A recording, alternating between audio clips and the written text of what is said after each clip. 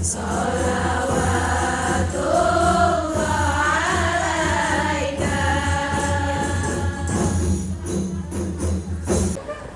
sama kalian, tapi tiba-tiba kalian berkalah. Tahu nggak seberapa sayang Allah kepada orang yang berhijrah? Ilustrasinya adalah kata Nabi, sayangnya Allah, rindunya Allah kepada orang yang bertaubat, kepada orang yang berhijrah, itu kayak seseorang yang kehilangan ontanya, kendaraannya, tunggangannya di tengah padang pasir. Musa dan Nabi Khidir menginap di rumah yang terbengkalai dan tidak layak bersama. Pagi-pagi mereka perbaiki, mereka benahi. Setelah itu kemudian Nabi Khidir menemukan harta yang disimpan oleh ayah laki-laki yang terlalu tadi, dan anaknya dicari, ketemu dengan anaknya, dikembalikanlah harta warisan itu kepada anak tersebut, sampai kemudian mereka mendapatkan apa yang menjadi titipan ayah mereka. Ini buktinya.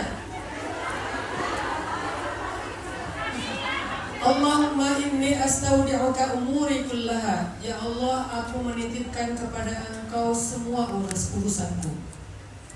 Illam takun laha faman laha. Kalau Engkau tidak menjaganya, siapa yang akan menjaganya ya Allah? Ditambahkan satu kalimat lagi kalau mau, wa anta khairul hafidha. Sedangkan Engkau sebaik-baik penjaga. Nah, bagus kalau nggak diasuransikan. Minimal bapak pakai asuransi, kalau nggak mau all risk, TLO aja, total loss only. Hanya kalau kehilangan. Enggak, saya bilang, oh bapak nggak ini ya, nggak setuju dengan asuransi. Setuju, tapi saya nggak biasa pakai asuransi. Asuransi bapak apa? Ada aja sih. Daripada saya ceramah di showroom orang ya. Saya punya asuransi sendiri, yaitu sedekah setiap pagi. Walaupun angkanya nggak besar, semampunya. Kan itu relatif ya. Ada yang mampu sehari 100 juta. Misalnya. Ada yang mampunya sehari 10 juta. Ada yang mampunya 1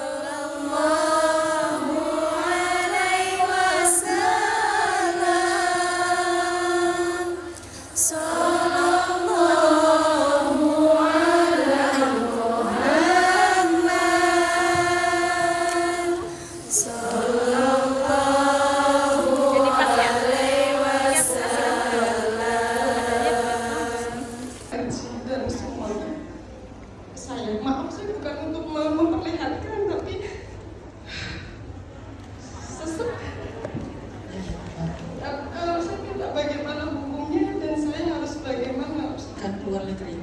Udah pernah musyawarah dengan keluarga tentang solusi nafkah ini? Waktu itu masih sama suami atau udah bercerai? Saya bercerai setelah 3 tahun pergi, lalu saya pulang. Saya sempat pulang, terus kurang lebih di rumah 8 bulan. Saya sempat mengandung anak yang mustahil kembar itu. Mungkin karena saya stres, saya keguguran. Karena dari ayah itu tidak menerima karena keguguran materi ekonomi. Saya stres, saya keguguran, kami sepakat. Saya pergi melapor lagi dan kami berpisah. Kami telah bersepakat. Terima kasih Ustaz. Ini pertanyaannya banyak banget ya. Wassalamualaikum warahmatullahi wabarakatuh. Dengar cerita Mbak tadi tentang kondisi di rumah sama keluarganya. Yang kedua, saat ini yang paling penting bukan bicara tentang salah dan benar menurut saya, tapi bicara apa maslahat terbaik yang bisa diambil dalam kondisi kayak gini. Karena kalau bicara salah dan benar itu kan relatif ya, semuanya ada bagiannya. Bagian suami, bagian mbak, bagian orang tua, bagian wali. Wali di sini bisa ayah, bisa saudara, bisa paman. Semuanya punya peran dalam hal ini. Salahnya kita di Indonesia adalah ketika ada masalah keluarga atau masalah rumah tangga, terutama masalah ekonomi, apalagi kalau sampai terjadi perceraian, itu para wali itu hilang. Sudah mendengar kabar mereka sakit, mereka dalam keadaan sedang mendapatkan kesusahan, rasanya ingin kami menyerahkan. bukannya penjaga terbaik. Engkau sebagai penjaga terbaik. Ragu, jangan dulu, jangan berkomitmen. Ta'aruf. Ragu menikahnya bukan ragu orangnya. Ya udah, siapkan diri. Karena ketika kita masih ragu, artinya kita belum siap. Maka barang siapa yang belum siap, kata Nabi, hendaklah dia berpuasa. Kalau nggak dengan berpuasa, hendaklah dia dengan cara memperbaiki diri. Jangan menikah dalam keraguan, ragu kepada orangnya, ragu kepada diri sendiri. Jangan, karena kita akan menzalimi diri kita dan orang lain. Bagaimana hukumnya? Oh, ini udah tadi. Ustaz, bagaimana dengan perempuan yang tidak menginginkan pernikahan? Tadi ragu, sekarang nggak pengen. Gimana perempuan yang tidak menginginkan pernikahan? Tidak menginginkan pernikahan haram. Kenapa? Pernikahan adalah salah satu di antara sunnah Nabi.